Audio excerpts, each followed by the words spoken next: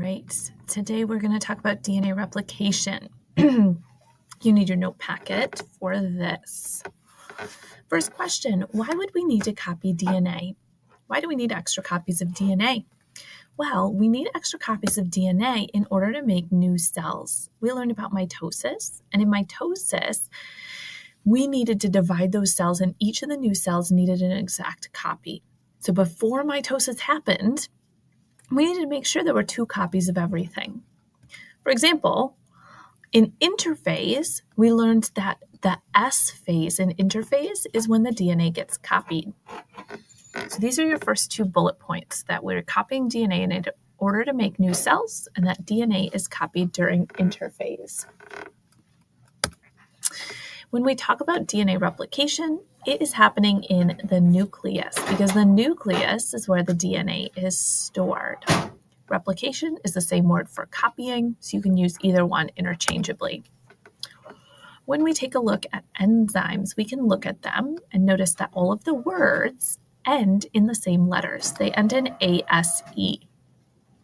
This is helpful just so that you know if you ever find a word that ends in ASE, most likely it's going to be an enzyme. So what is an enzyme? Well, an enzyme is a protein molecule. It's a molecule. It can help build up or break down molecules. If you look online, it will tell you it is a catalyst or something that speeds up chemical reactions. Chemical reactions are actually building up or breaking down molecules. I like to think of them as this little Lego guy here, this little kid building Legos. Maybe you build a big Lego tower and your brother comes and knocks it down. You would be an enzyme because you're building it up, but also your brother's an enzyme too because he's breaking it down. Different enzymes have different jobs, so usually they don't build things up and break things down. They do one or the other. If we take a look at this animation, I want you to just take a look at what's going on here. We've got one DNA molecule it's splitting apart, and then we're adding new nucleotides to make 2 DNA molecules. You'll notice we have some helpers that are building this. We have something that looks like a little paintbrush. We had a key before that was unzipping or separating the 2 strands. Those are our enzymes. They're helping. Here's another view of that. This is just the beginning part where it's unzipping or separating the strands. And here the enzyme is this big blob. Kind of looks like a boulder. So enzymes can be represented in different ways depending on the different model we look at.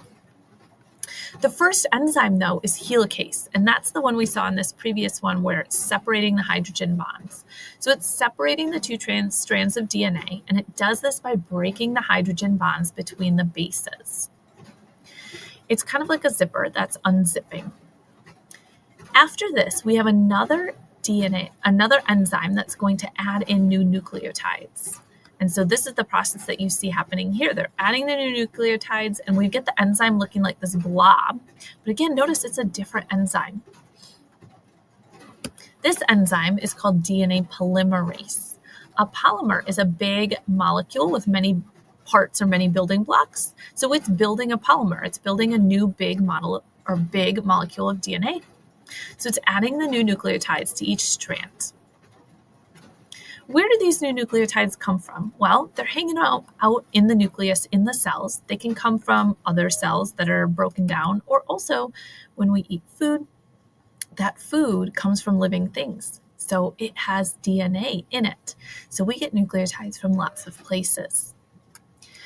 Let's take a look at how these DNA strands look at the end. So here's our original, it's in red, and here's our new strand. What do you think? Are these new ones the same as each other, or are they different? They look the same to me, C and G, C and G, A and T, A and T.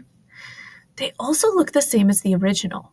Now, DNA is not colored, so the colors don't really matter here. The reason I colored them is to show you our new DNA is made of half of the old and half of the new.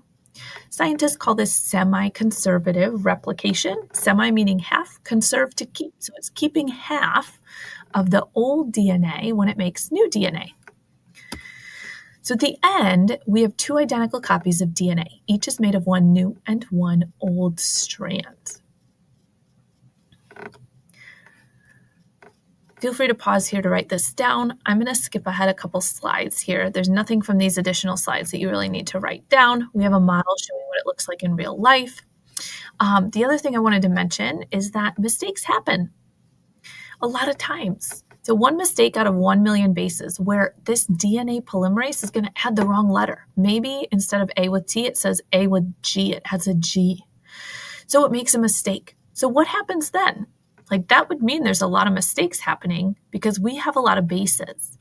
Well, there's also helper enzymes that help proofread the DNA and they fix those mistakes. Sometimes those mistakes still happen and they don't fix all of them, but most of the time they do. So what I would like you to do is go back, look through your notes and see if you can fill in the blanks on this diagram.